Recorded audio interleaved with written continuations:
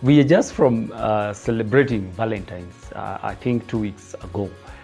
And if there's one thing that people are looking for is something to satisfy their hearts. If there's one thing that people are, and I will use this word, people are thirsty. And I'm not talking about beer. You know, there are those people who say, yeah, take us somewhere out and we just quench our thirst. But people are actually thirsty because of several things in their lives. And they don't know where to go to quench their thirst, because you are thinking that you are thirsty because of love. And you had someone on the Valentine's Day, but what happened after that? 2 weeks later, only you can share the chronicles, you know. But there's one thing that I want us to look into the Word of God and what it says about the thirst that we undergo.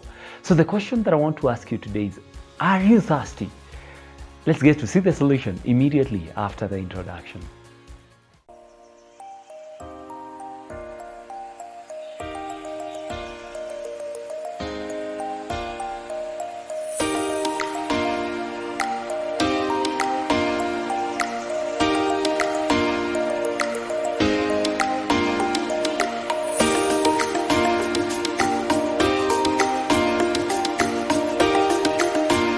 Jesus, being the author and the perfecter of our faith, being the one that leads us according to the rivers and the streams of living waters, him being the door that we enter through and we are safe and we get everything that we need, one day looked at the people who were in the temple, and he looked at them according to the ceremonial ways of the Jews. And I won't go into details because that can be actually theologically deep.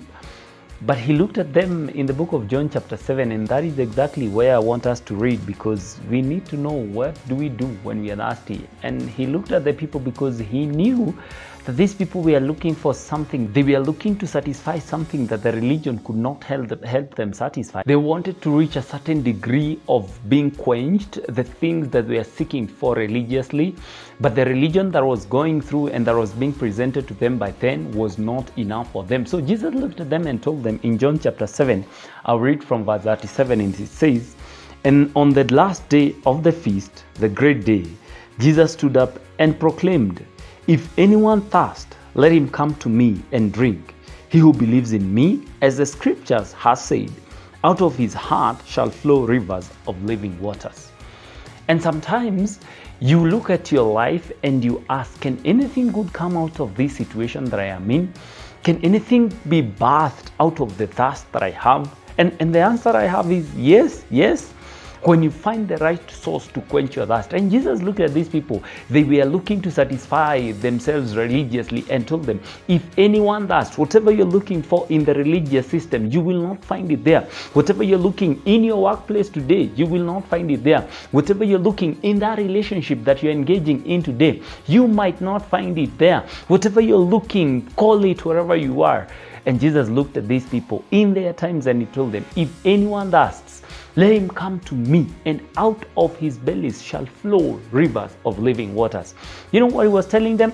You will have abundance that will quench your thirst, and even to the extreme of you becoming a source of life to others.